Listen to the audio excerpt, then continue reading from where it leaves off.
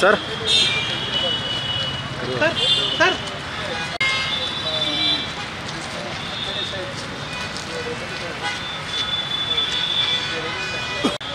ಎಷ್ಟು ಸಲ ಸಿಗ್ಲತ್ತದ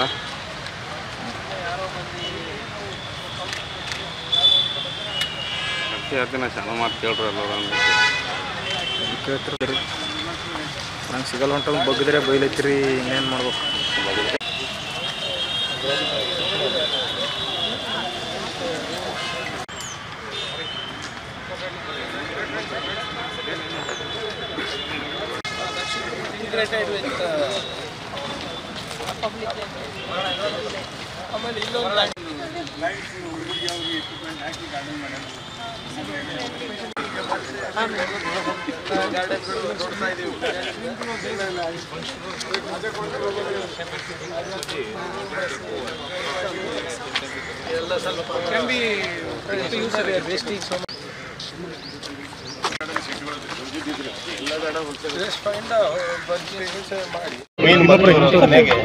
ಪ್ರತಾಪ್ ಸಿಂಹ ಭೇಟಿ ಕೊಟ್ಟಿರುವಂತ ಫೋಟೋಗಳು ಈಗ ವೈರಲ್ ಆಗ್ತಾ ಇದೆ. ಇಲ್ಲ, ಭೇಟಿ ಕೊಟ್ಟು ವೈರಲ್ ಆಗೋದು ಬೇರೆ.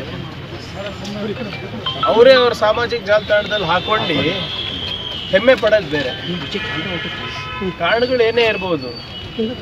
ಒಬ್ಬ ಚುನಾಯಿತ ಜನಪ್ರತಿನಿಧಿ ಆದವರು ನನಗಿಂತ ಹೆಚ್ಚು ಕೆಲಸ ಮಾಡಿದವನು ಇಲ್ಲ ಅಂತ ಹೇಳೋರು ಮೈಸೂರಿನಲ್ಲಿ ಸಾಂಸ್ಕೃತಿಕ ನಗರದ ರಾಯಭಾರಿ ಅನ್ಕೊಂಡು ಓಡಾಡೋದು ಇವತ್ತು ಅಕ್ಯೂಸ್ಡ್ ಜೊತೆ ಓಡಾಡ್ತಾರೆ.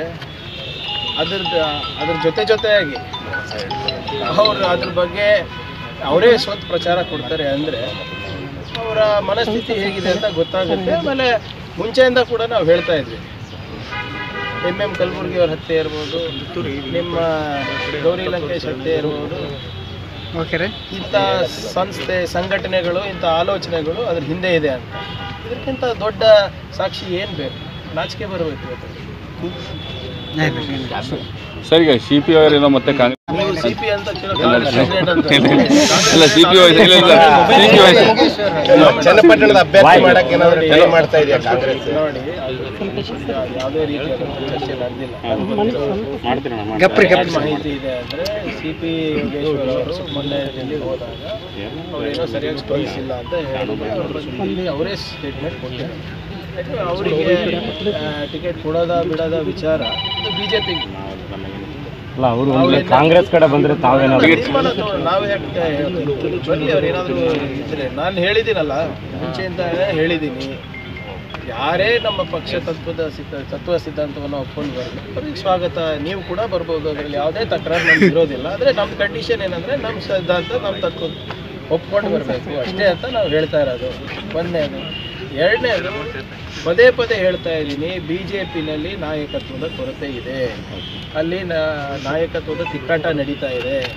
ಇವೆಲ್ಲ ವಿಜೇಂದ್ರ ಅವರ ವಿರುದ್ಧ ಬಂಡಾಯ, ಅಶೋಕಣ್ಣನ ವಿರುದ್ಧ ಬಂಡಾಯ, ಅದ್ರ ಪರಿಣಾಮ ಆಗಿ ಇವೆಲ್ಲ ಆಗ್ತಾ ಇದೆ. BJPಯವರು ಅವರ ಅಸಮರ್ಥ ನಾಯಕತ್ವವನ್ನು ಮುಚ್ಚಾಕ್ಲಿಕ್ಕೆ ಇವತ್ತು ರಾಜ್ಯಪಾಲರ ಕಚೇರಿಯನ್ನು ಉಪಯೋಗ ಮಾಡ್ತಾ ಇದ್ದಾರೆ. ಅಷ್ಟೇ, ಸಿಂಪಲ್ ಆಸ್ ದ್ಯಾಟ್ ಅಲ್ವಾ? ಬೇರೆ ಏನಿದೆ ಅದು? ಟ್ರಸ್ಟ್ ಗೇಟ್ ಬಗ್ಗೆ